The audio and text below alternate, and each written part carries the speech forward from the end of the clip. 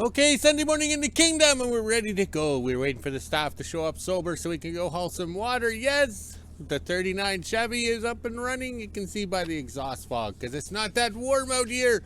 Yes, so we're using the cold temperatures to be able to drive out of the yard. If it was warm, we'd be stuck. All right, this morning we woke up to minus 19 Celsius, but feels like minus 22. That's what we want in Wilderness, Alaska, but in Northern Manitoba. And then on the yo-yo scale, minus 2 Fahrenheit. Lame ass, but feels like minus 8. And that is lame ass too. Alright. So yesterday the staff bought some groceries. Alright. She paid $5.99 Canadian for the lettuce. Look at that. It's a nice sized lettuce. It's got some brown tinge to it. That's why it was 50% off. Yes, did I get that right? Oh, I'm close. Turn your screen. All right. So this is acceptable. That's not bad. What, $5.99 divided by 2 is $2.99, right? I think so. $3 or whatever. Yes, and then there'll be taxes and more taxes and more taxes on this. So, yes, it gets quite expensive to live at the end of the world and have no resale value on your home. Yes, or property. All right, so today we're going to haul some water, and then I can have a bath tonight because it is Sunday. And our Sunday ritual of cleaning the vacuum and the dog blankets and the bacon and eggs and stuff will be postponed until tomorrow because it's a holiday Monday for the union people. Yes, my parents were both union people. We had to go to school and do regular things, but the government union people got the day off. So Dad and Mom would lounge around the house making a mess. I don't know if they made any more babies. I don't think so because Dad would have to finish, not like his projects. All right, so that was my school or my childhood memories, knowing that Easter Monday was a holiday for the union folks.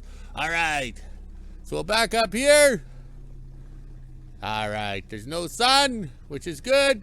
Sounds like the 39 is going to die. I think I'll have to choke on too much. Oh, well, it'll recover. And then we had to start the wood stove. Yes, it died out in the middle of the night. There was no kindling or nothing for the Swedish kid for me to, get it going. So I had to use accelerants to get it going. All right, I better go before the meat phone gets cold and censors me and the 39 dies because I left the choke on too much. Oh, well, gotta go. Here comes the boss. Sunday morning in Hooville, and it's just after 9 a.m. I got the skidoo out. We have to do water this morning, so this afternoon I can make the ribs and a nice supper for us since it is Easter. Happy Easter to everybody out there. Now I'll head on over to the kingdom and see if my dad's ready with the water truck. Almost 9:30 and I made it to the kingdom. Now I'll head on down to the front gate and get a video of my dad leaving with the water truck. Then we'll go back into Hooville and start hauling water.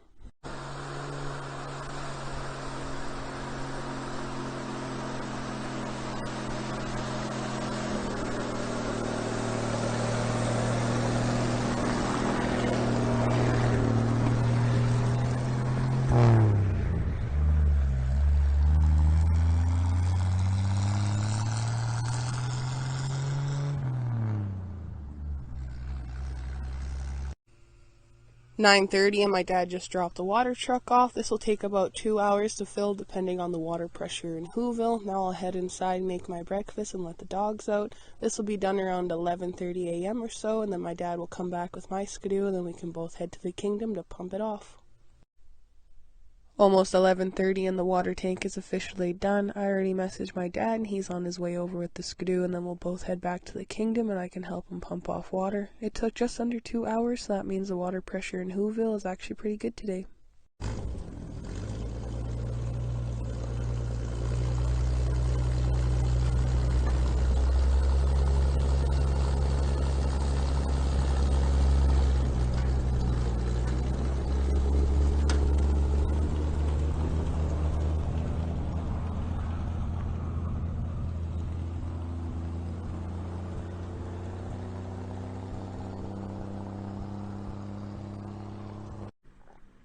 "11:30 and we made it back to the kingdom. Now my dad will come up the driveway.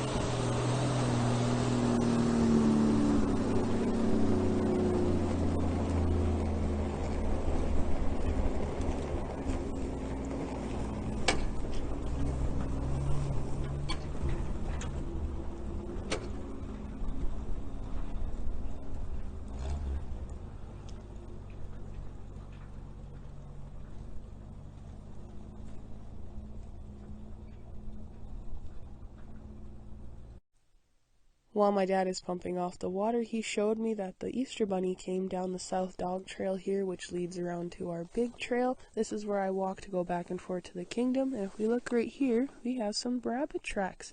Then if I zoom in way over here, it looks like my dad got some Easter eggs. Those are some nice little droppings right there. Now I'll show you the trail. Looks like there was more than one Easter Bunny in the kingdom last night. These tracks are a lot bigger than the other ones that left the nice little Easter eggs for us, but wow, look how big this rabbit was. Now I'll head on back into the kingdom and see if my dad's done with the water. Back in the kingdom now, and I'm just walking off the last of the trail here, and it looks like my dad kind of fell off the packed trail, and as you can see, it goes down a fair bit. That's how high we are and how much we've walked this trail. It's nicely packed right now. Hopefully next season we'll be able to get the skidoo through here and have it nice and wide. Almost 12 p.m. and I'm officially done in the kingdom. My dad asked for barbecue sauce on his ribs this time, so I grabbed his open bottle. It has just enough for me to make his ribs. While I was doing water this morning, he moved the Canada flag. It used to be on the 38 GMC, but now it's on the container here. Hopefully we'll get some wind and we can see how it looks, but now it's time to head on back into Hooville and start my prep. 12 p.m. and I just made it back from the kingdom. Now it's time to head inside, let the dogs out, and start lunch. And then around 2 p.m. I can put the ribs on and then start my prep. Okay, seeing how it's Easter Sunday and we will be day drinking, so we'll do a little video on the 39 Chevy. Yes, the 39 Chevy. I've had it, I bought it actually in 1984 for $200 from Hooville, Manitoba. As you can see, the older I get, the more I have to write things down. So it was originally a farm truck with a hoist on it and everything like that, but the wooden box was kind of toast. Well, you kind of nursed it along with the wooden box for the first couple of years, or how would you say, but there's the frame or the hoist and everything like that. So this thing being a dual piston hoist back in the day, this was top of the line money the fellow had spent on it. And then when we moved north after the great divorce, because we had another box on it, we made a deck for it, or a tilt, a sided box for the hoist. Okay, so we're using up the old welding rods, and I'm colorblind, so I have to write the colors on everything. So this truck got painted green, and that's why we used how would you say, some of the welds don't look pretty because we're using up welding rods from the mine back in the day. So this is all built out of recycled steel. That's not square tubing, that's square shaft or whatever, square bar I guess you'd call it. And then we put this hoist up here, the winch, that's the 4,500 pound winch, remote control for using the gin poles. So this thing has worked out well. We've hauled a lot of scrap in this box, and I think in 2018 we shortened the box by 1 foot, so you can see it here, because we needed to hook up the trailers. But this is the way it's been for all these years, so it actually works out pretty good. And you know, it's showing wear and tear. And then in the back here, that's the hitch system. That's the joys. Once again, recycled material, reuse, repurpose, and build it strong. Okay, the original motor, I think it was a 216, which is a splash oil pan. Yes, it splashes the connecting rod, splash around in the bottom to oil the motor, and then it has an oil pump to pump the oil to the top of the motor. But back then, we were using a lot of used oil in it to keep the motor going, and we're still driving it lots. Like, we'd think nothing of going 30, 60 miles from Hooville here. And we ended up putting an electric fuel pump in the fuel oil line to get the oil pressure to the top of the motor. And then in 2003, we were gifted a 68 Chevy half-ton. Yes, we made a trade out of the back and put the motor and transmission in here. It was a local truck, but well rusted. So to get the 250 6-cylinder motor in, you have to make the firewall extend back a little bit. And then I think it was 2018, we did a lot of work on the truck. We put the battery up here instead of under the floorboards because it's a pain in the ass. And then in 2022, we upgraded to the aluminum rods here. So one size fits all the trucks. Okay, so that's why this one's a little large, but we could have gone for the one that bolted in. But no, we ordered the ones for the big 46 Chevy trucks with a V8, and we made them fit. So one rad fits all. And then the best thing about going for the new style rad is the overflow tank. So now it's going happy medium. It's not dumping it on the ground and embarrassing you when you got all this green or red stuff on the ground and everybody's pointing out your truck is leaking. All right, so here it's got the Ptarmigan grill. I forget what year we built that. I think it was probably 2004 or 5, somewhere in there. But once again, that's recycled steel all over again. And over here, This is the block heater to make it warm up. It's the antifreeze so you can start it. And you can see we're set for the winter driving. The air cleaner here is sucking off the exhaust manifold. So it's sucking hot air. And then when it gets warm, we turn the air cleaner this way to suck fresh air. That's the way it is. And also too, you can tell I did all my own wiring. Just like Blackie Lawless. Wasp. Black forever.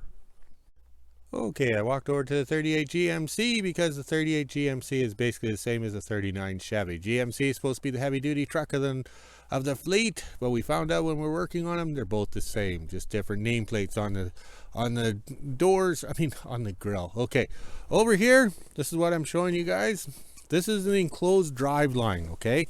So there's no U-joints hanging out because they're all inside packed in grease, and same as down in there.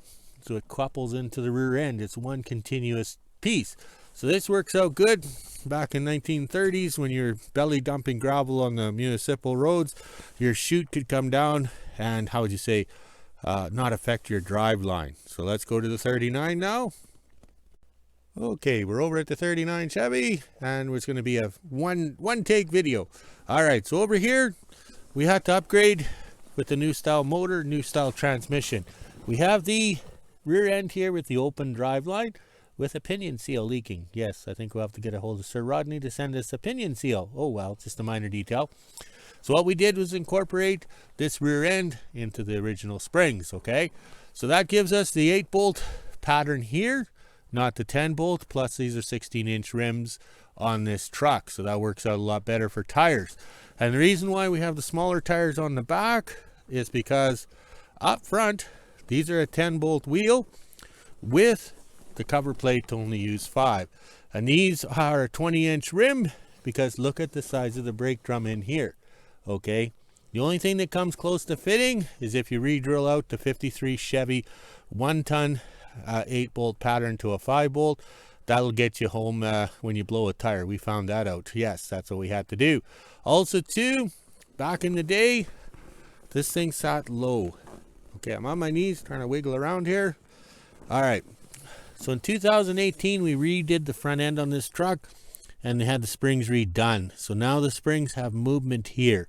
Okay, you see there's space there. Okay, that's what you want. And then that gets it higher up in the fenders and gives you the height. Because we were comparing all the pictures from past days and stuff. When the springs were sagging and worn out after 80 years, they were sagged down that the tire was actually inside the fender. All right, I'm going to stop the video to get up. Okay, I was able to stand up, but you can see that it looks a little high on the front, but that's what we want because we're going to keep these trucks for another 50 years or whatever, so the front end is going to sag. The way I look at it, spending money on these trucks is an investment. It's not like I'm going to lose them in a divorce or sell them off, you know, if I have a gambling habit or a drinking habit. Okay, so these trucks are mine. They'll last forever. The staff will get a hold of them. And what she does when I'm dead and gone, well, I won't have a say. So hopefully she keeps them going. All right, so over here, we hand paint the name on there. A couple of drinks and you can do it. Okay. We don't believe in a passenger seat because one, we don't give people rides. This is a work truck. We have our tools. So we got the 4-speed transmission, the park brake, all right, and then the trademark, all the switches under the dash, and the gas gauge. That was a godsend. I think 2018 we learned how to do gas gauges and get the sender and the gas tank, because these gas tanks are pretty flat. Okay, so that's a trick to find one that actually fits. All right, let's walk to the other side. Okay, we're on the driver's side in Canada, or the passenger side if you're in England or Australia. Okay, so here we go. These doors open and close just like they were, and we, have to fix the floorboards up because we've changed a lot of things over the years, but it's all coming. It's mine, and we'll keep working on it. And the seats that fit nicely in here are out of Chevy vans. Yes, the plain Jane Chevy vans, and being a mining company in a mining town up here, they had a lot of Chevy vans, so that's where we got these seats. Okay, so that's a really nice thing to have or to know. Okay, now we'll explain the water trailer. Yes, the water tank is plastic. We shipped it up or went to south to get it. My dad had bought it or whatever for us.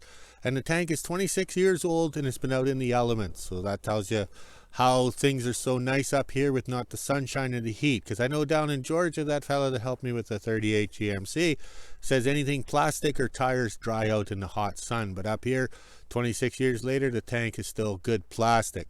All right, so it's sitting on here, and it's been on this trailer probably since 2012, all right? So here we go here.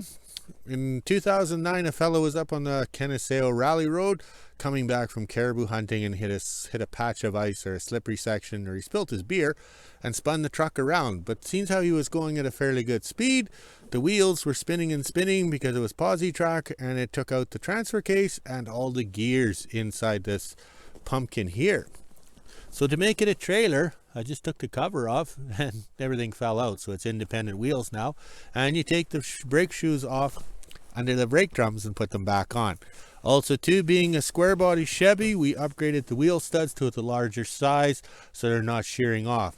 This is the only trailer in the kingdom that has the aluminum rims, which we hate because when they're cold, they seep air or whatever, okay? My pink crew cab came with aluminum rims and they went bye-bye because at 40 below Fahrenheit or Celsius, you're always putting air in the tires, all right?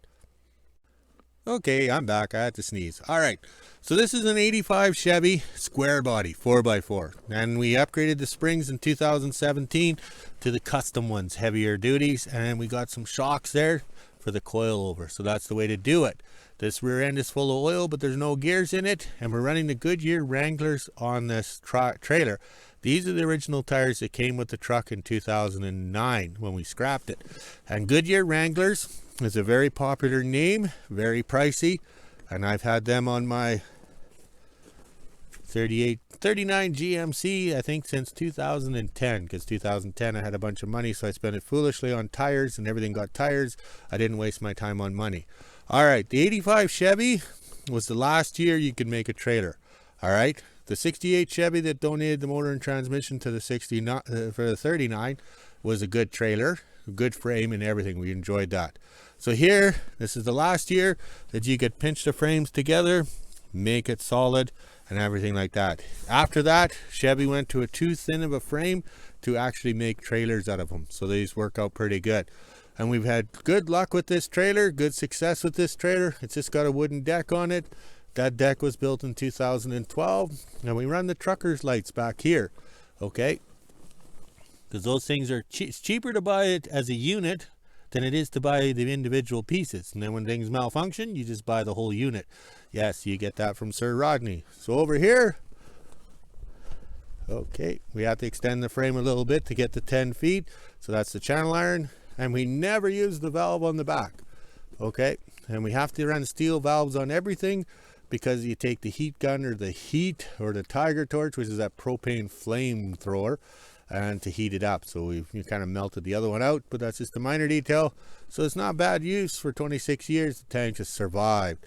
So this trailer served us well. We might have to redeck it and, how would you say, keep it going a couple more years, maybe another 20 years.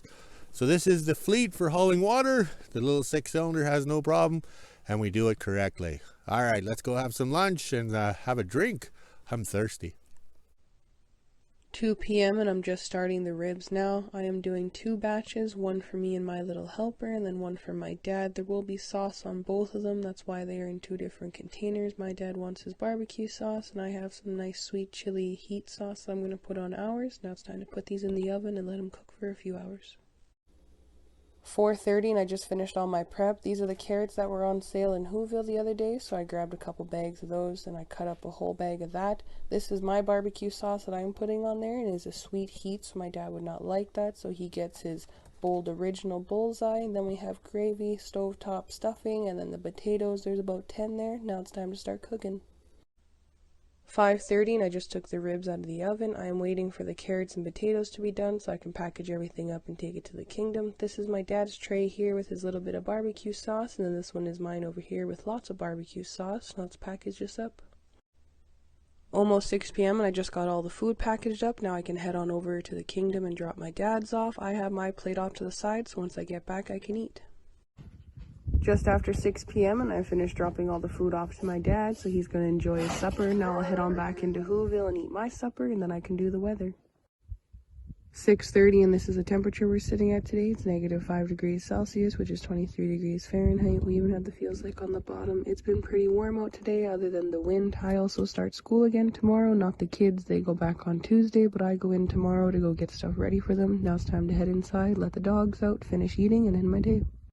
Okay, 4:30 on Easter Sunday. We're quitting early. We got the firewood here brought in using the skill saw. Yes, the skill saw. Those freshly killed trees ready for the night stocking of the stove. Yes.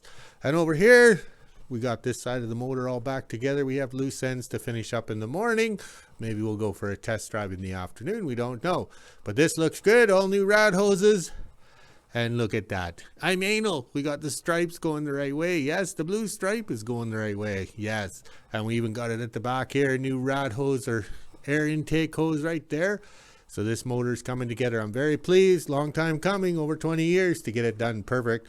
And we got a root ball. I can't believe these people that harvest firewood in the bush leave the root balls behind. They burn nice on a slow burn all day.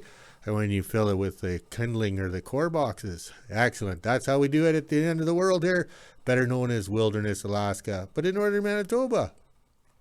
Okay, now I'll go quickly walk the dogs and the staff will be here with my Easter supper. Yes, Easter supper. And it looks like it's going to snow. Feels like it's going to snow. Even the forecast is going to snow. But it's all lies, like my marriage. And there's the wood stove just puffing a little bit of fresh killed trees. Maybe we should change it to freshly harvested. And then we sound like true outdoorsmen. All right, quickly scroll this way. The yard's looking good. All right. And someday we're going to move the Beach 18, known as CF. SDS. Yes, we got it on the sleigh here. We might need a sleigh. I don't know what we're going to do, but we always have to get ready. And look at the flags. They're actually enjoying themselves as there's a slight breeze. All right, let's go walk the dogs, drink some beer, and enjoy a tasty meal. Talk to you later.